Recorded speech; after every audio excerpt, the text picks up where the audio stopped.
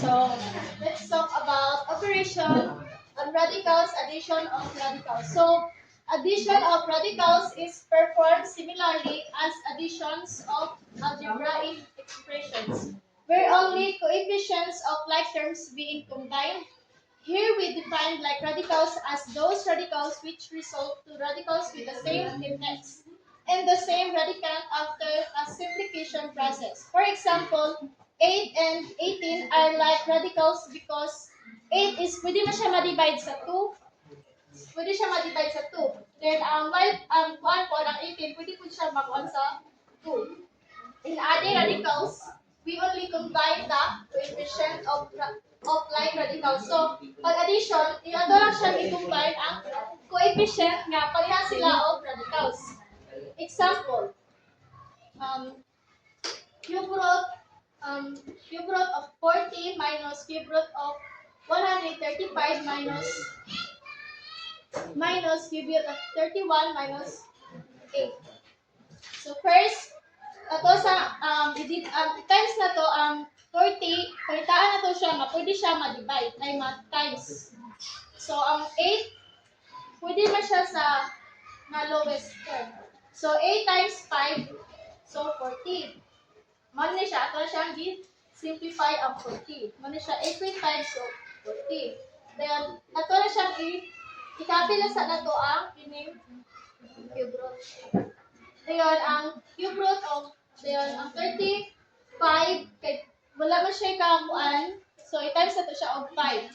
27 times 5 is 135. Dayon, minus 16.2 is kana 16 times 2 is 32. So, mo siya simplify. Dayon, 4 times 2, mo siya ang simplify sa 8. Mo siya ang answer. Dayon, ato ikuan. So, kuan di ba ang gamit din kay 2. Kay ang kuan niya kay 2 man ang lowest term. 2 cube root of 5 minus, so pwede ang lowest niya nga ma-divide ay ma-times kay 3. So 3 divided ay 3 times 3 equals 9. 9 times 9 is 25. So mo siya ang diduan. Then dinhi, so ang duha man sila kasulod dinhi, ang meaning ito na siya i-divide. So ang ma-divide niya siya is 4. 4, so mo siya ang 4. Dayon, ang kining kuan niya is ato lang siya i-sulat dinhi. Wala ko siya kuan. Then minus, di ba ang 2 times 4, ma-divide na to sa 4 is 2. Mo siya 2 dayon. Copy lang dito. Next. So mo na siya no. So equals to cube root of 5 minus cube root of 6.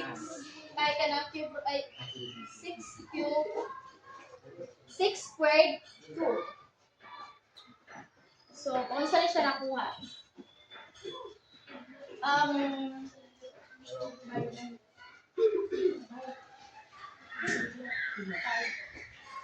So like this.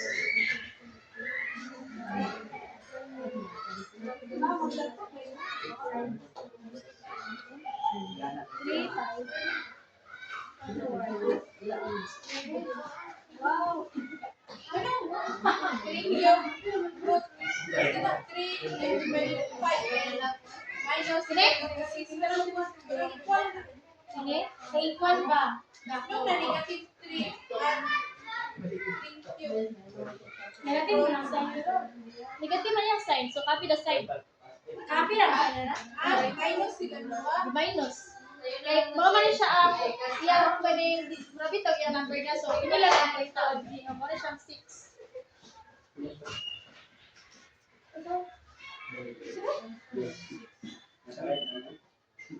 Ay, go 3 minus 2 by 1. So, another example. Find 75. Square root of 75 plus square root of 8 plus 72. So, 75 plus square root of 8 plus square root of 72. So, ang ato simplify siya. So, mag-divide na siya 25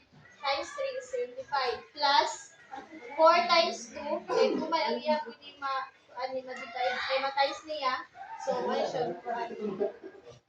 4 times 2 is 8 plus 36 times 2 mo siya.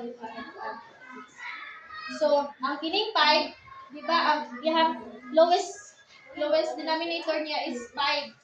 So, copy lang nato siya din. Dayon, plus, ang iyang lowest term, kanang lowest niya, or pwede ma-divide sa 4 is 2. So, copy lang nato siya balik. Dayon, plus, usa pwede ma-divide sa 36, so 6.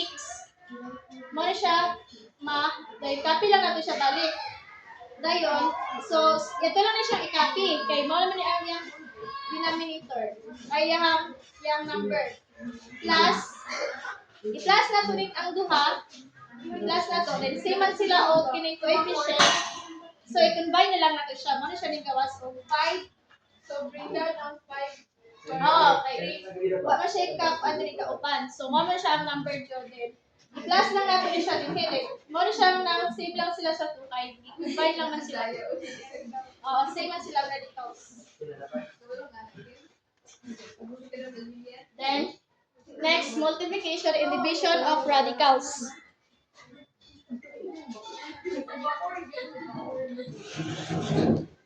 Multiplication and division of radicals. Multiplication and division of radicals shall respectively follow rules. NA is times NB equals to NAB. NA over NB. So, i-combine lang natin siya dire. Mali siya ang rules sa multiplication and division sa radicals.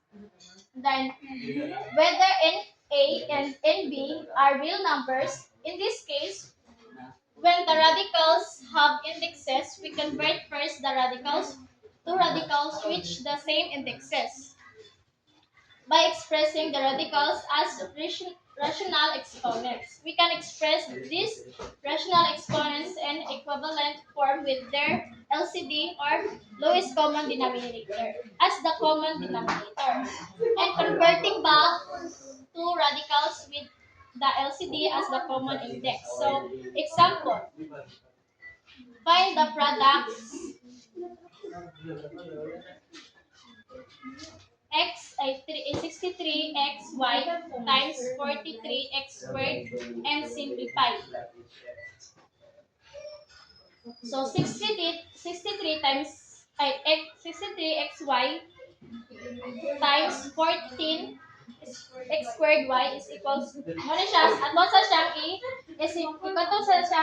simplify ito sa siyang dayon pag human divide to man ato kay divide multiply na siya sa nato then ang pag to i-fraction na nato siya so ang 63 wala man siya fraction ay kanang hanapin ta ma-divide wala siya ma-fraction so ato lang ikon so 9 man siya 9 ra pwede 9 times 7 so ato siyang i-lowest term ang 3 ay ang 9 so 3 times 3 is 9 mo ni siya 9 times 7 is 63 mo ni siya dahil ato lang copy ang xy times so unsa may pwede makuha sa lowest common denominator is 2 times 7 balik siya. So, copy the x squared y. So, ato ang ikon din ibalik. So, kini siya, ato siya i-simplify or ato i-arrange kung kay ang multiplication, kay naala siya ay kanang rules bitaw nga dapat iuna na to ang kining mga same ay kanang word may ani. Dayon, 3 squared times 2. Mao sa ni siya ng 2 is na siya rule nga dapat magkuan jud siya dapat iuna diskan pa mag-ibali-bali ni siya kung mao dito ang answer. Then mo ni siya nga 7 squared is kining ato ri siyang combine ang 7 times ay kining 7 kining nakakuan to i-combine. So mo 7 squared. Dayon x squared ay dili na siya x squared ha, x cube. Kay ngano? Kay ang x din na siya equivalent to 1. So namali siya sila. So, mara siya x cube ni siya, dili ni siya x squared. So, wala ni siya dili x cube ni siya dapat. Then xy, hindi kayo naman siya equivalent y times y was y squared. Oo, i-combine lang nato ang mga same. Dayon next 3 ano siya ni. So, di ba ang kining 3 kay wala naman siya perfect square. Di ang ano siya ay perfect square. So, diskan pa man og 3x squared comes out as 3 nagyapon siya kay ngano. Kaya wala naman siya kanabitaw perfect square niya kay except og kanabitaw number din siya niya kay exponent naman siya dili na siya pwede. So, biskan pag kung pila na ka number, magawas din na siya 3 ra jud na siya. Kay perfect square man. So, ito lang may quadrate 3, then ang 7 na din nato iuna. Okay, siya ang dako. Then ang x, y, wala na exponent dira. Wala na kay kaon man perfect square man siya, wala na siya. Wala ko may exponent. Wala na exponent kay nag-on kasi siya din hinga. Ang walaon ang mga kanabitaw kanang mga exponent para kanang Okay. Okay. Dayon 3x. So ang dako man ang 7. So ito sa una ang 7. Dayon x, y is Square root. square root 2x. Ano 2x? Na 2x siya din kaya gini ang itong gipan. Di ba ulahi ay bisan pa kanang rule kasi sa multiplication nga iuna ang dagko. Then kina siya ang last kay siya man ang gamay. Then mo siya nakawala siya din kay na siya ang perfect square. Dayon, i-times na to ni siya nga mugawa sing ani. 21xy. So wala naman sa then. Para din nato ni siya square root 2x. Tanda ka? Dayon, ha?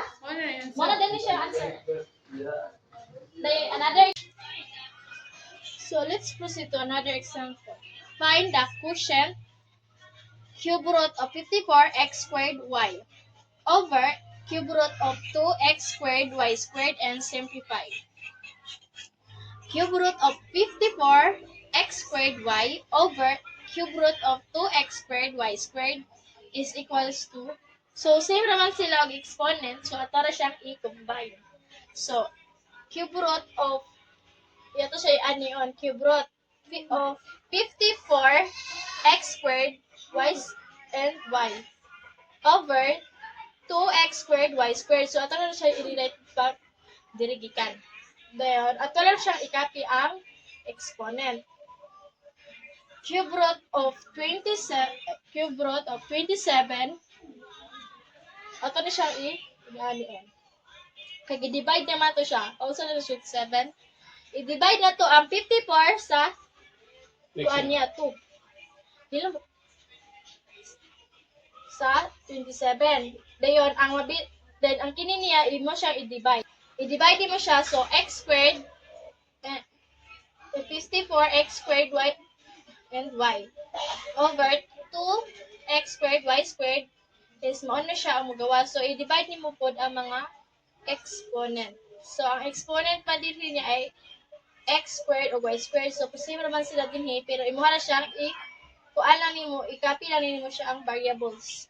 Dayon times x squared y squared is imo same man sila og kuan dinhi. So i-copy lang nimo siya ang variables na dinhi. So